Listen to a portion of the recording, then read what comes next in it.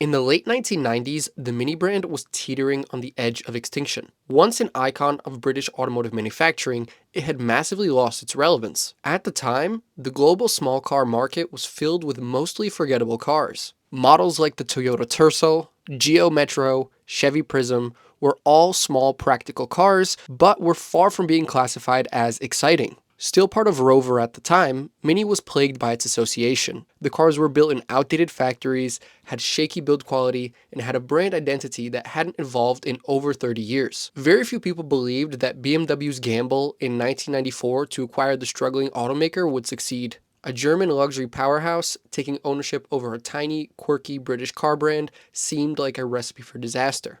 Yet somehow, BMW didn't just save Mini, they reinvented it and gave it a new lease on life. Today we'll be exploring how BMW saved a struggling Mini Cooper, managing to blend its unique heritage and design, pair it with marketing genius, and transform it into a global success. So before BMW ever even stepped in, Mini was already a cultural icon. Its compact, quirky design had captured the attention of the public since the 60s when it came to market. The brand had major success on the rally circuit, including multiple Monte Carlo rally victories in 1964, 65, and 67, solidifying its legendary status in motorsport history as a giant killer against more powerful cars. The Mini was really a symbol of the unique British style that was unmatched by pretty much any competitor.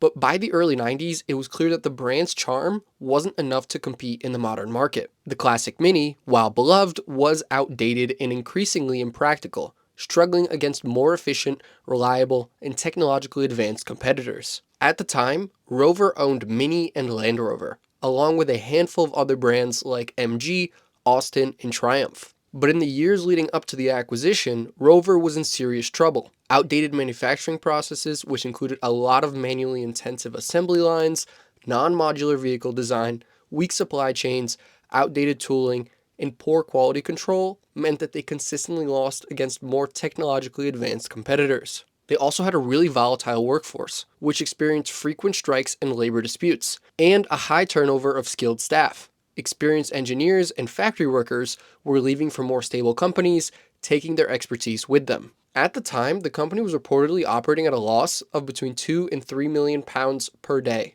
These factors combined made the future uncertain for Rover, and it was in 1994 that BMW took 100% ownership over Rover for about 800 million British pounds or 1.3 million US dollars, acquiring 80% from British Aerospace and 20% from Honda. Many in the UK were uneasy and openly critical of the deal, arguing that Britain was now losing its last major domestically rooted car maker, potentially jeopardizing jobs and national manufacturing heritage. BMW did its best to calm fears by pledging no immediate job cuts and committing to investing in the business, but skepticism remained strong. Despite the uneasy feelings, BMW quickly put its new acquisition to use, using Land Rover's internal SUV engineering expertise to help develop the X5 platform, launching the vehicle in 1999 as its first successful entry into the SUV market. But when it came to Mini, a completely different approach was required. Unlike Land Rover, which got most of management's attention, Mini was outdated, had aging factories, inefficient processes, and a brand identity frozen in the past. At one point, BMW seriously debated killing off the Mini brand entirely. Nevertheless, BMW recognized the potential of the small icon and actually kept Mini when it sold off the rest of Rover in the year 2000. The brand revival would start in 2001 upon the development of a new, modern Mini.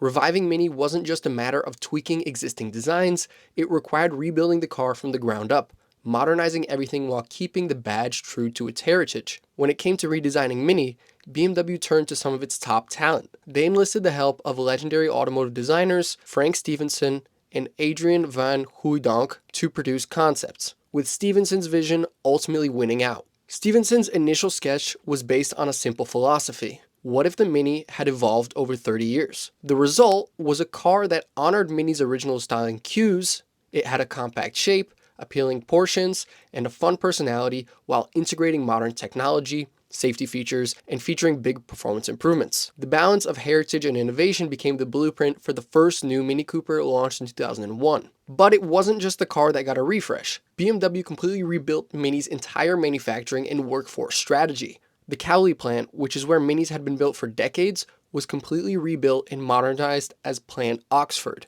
replacing outdated machinery with state-of-the-art equipment. They implemented modern solutions such as automation and precise measurement systems with hundreds of cameras and robots handling welding, painting, alignment, and quality inspections. The investment not only saved thousands of existing jobs, but also created new positions, securing Mini production in the UK and quelling the initial fears during the takeover. By anchoring the production at Plant Oxford, BMW demonstrated a long-term commitment to the brand in terms of quality, efficiency, and workforce stability, showing that their vision for Mini wasn't just a short-term gamble, but actually a sustainable revival. And as of recent years, Oxford produces up to 1,000 Minis per day, and the facility employs around 4,000 workers. In total, it's estimated that BMW has invested nearly 1.8 billion euros since 2001 into Mini production facilities. But the revival didn't just stop at the new concept in modernized manufacturing.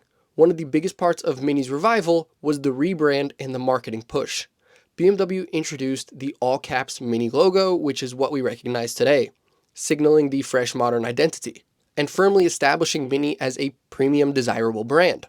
Between 2001 and 2002, Mini spent an estimated $25 million promoting the brand in the United States. They got billboards, TV ads, and magazine ads, all highlighting the brand's personality, unique appeal, and how it stands out from the crowded market. And the results were immediate.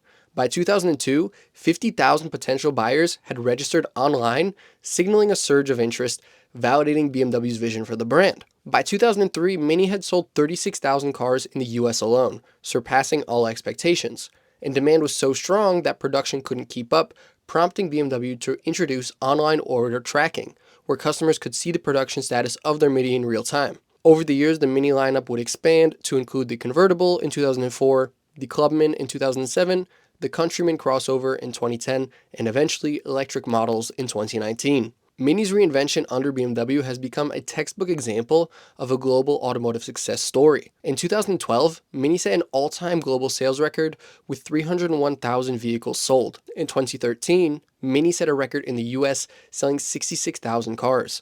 And by the early 2010s, the brand had expanded into over 100 markets worldwide. Since BMW's takeover and the relaunch in 2001, over 5.5 million Mini vehicles have been sold globally. That's a pretty impressive turnaround from being on the brink of extinction.